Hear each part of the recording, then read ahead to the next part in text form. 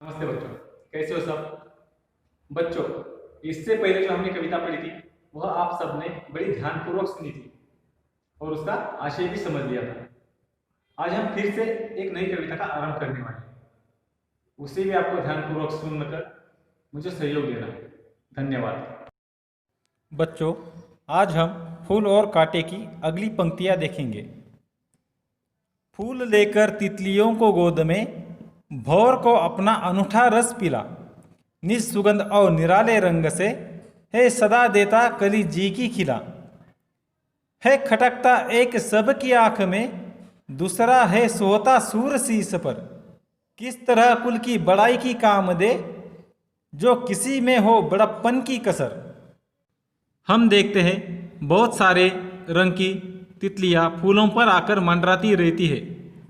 उन्हें फूलों पर मंडराना बहुत ही अच्छा लगता है और फूल भी उन्हें अपने गोद में ले लेते हैं। वैसे ही वहाँ पर फूलों पर भंवरे भी मंडराते रहते हैं। भंवरे वहाँ पर उस फूल में का अनूठा रस पीने के लिए मंडराते हैं। और देखते हैं हम कि हर एक फूल की या फिर हर एक भंवरे की या फिर हर एक तितली की एक अलग ही विशेषताएं होती है। वैसे ही हम देखते हैं कि हर एक फूल का एक अनोखा सुगंध होता है ना। सबके सुगंध अलग अलग से होते हैं, लेकिन फिर भी सबके सुगंध अलग अलग होने के बावजूद भी वह उस कली की जी खिला देता है, यानी कि उसमें रहने वालों को वह प्रसन्न करता है, उनमें रहने वालों को वह एक नई जान भर देता है।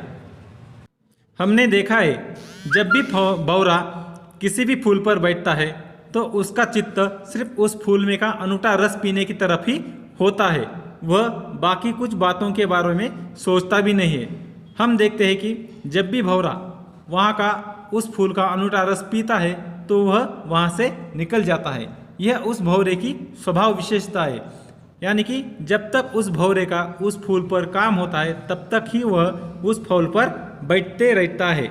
बच्चों, आपने देखा होगा कि बहुत बार कोई अगर इंसान मरता है तो उसके ऊपर बहुत सारे अच्छे अच्छे फूल लाकर डाल दिए जाते हैं। तो कहीं मंदिर में भी वही फूल हमें देखने को मिलते हैं। अब इन दोनों फूलों में क्या विशेषताएं है? क्योंकि वह जो फूल होते हैं जो किसी के मृत्युदेह पर रखे जाते हैं, उन फूलों को आखिर कोई सम्मान या कोई मान नहीं मिलता, लेकिन जो भगवान के पैर पर रचे गए फूल होते हैं उन फूलों को उठाकर हम अपने घर में ले आते हैं और अपनी अलमारी या फिर अपने जेब में रखते हैं। क्यों? क्योंकि उस मृत्युदेह को हम शुभ नहीं मानते, और जो भगवान के मंदिर में हम जाते हैं पैर पड़ने तो वहाँ के जो फूल होते उन्हें हम शुभ मानते हैं।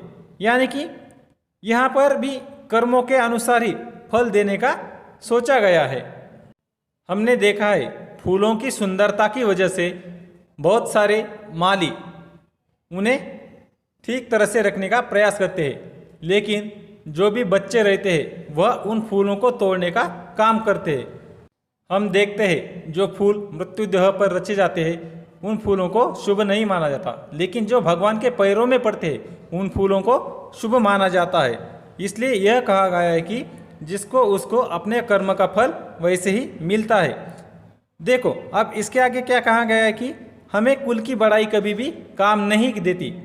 हमें जो भी करना है आत्मनिर्भर होकर खुद ही करना पड़ता है। कोई हमारे इस कठिन समय में काम नहीं आता। जैसे कि किसी दानशूर व्यक्ति का घर हो और वहाँ पर कोई बहुत ही कंजूस बेटा पैदा हो जाए तो उस कुल की जो बड़प्पन की कसर है वो वैसे की वैसे ही रह जाती है। क्योंकि अगर बाप दानशूर है और बेटा बहुत ही कंजूस निकले तो वहाँ से उस घर से फिर किसी भिखारी या फिर किसी जो जिसे दान चाहिए उसे दान नहीं मिल सकेगा और वह कुल वैसे के वैसा ही बना रहेगा। यानी कि उस कुल की जो पूरी इज्जत थी वह पूरी निकल जाएगी। यानी कि यहाँ पर सोचने वाली बात यह है कि हमारा कुल कितना ही शीलवान हो, लेकिन अगर हम में ही कुछ अच्छे गुण नहीं है तो वहाँ पर वो जो कसर है वो कभी भी भर नहीं सकती। इस कविता से हमें यह सीख मिलती है कि इंसान को उसके कर्मों के प्रति जागरूक रहना चाहिए। कभी भी हम अपने साथ में पैसा या धन नहीं ले जा सकते। ले जा सकते हैं तो सिर्फ अपने कर्म। इसलिए हमें अपने कर्म अच्छे रखने पड़ेंगे। धन्यवाद। यहाँ पर हमारी यह कविता समाप्त हो जाती है।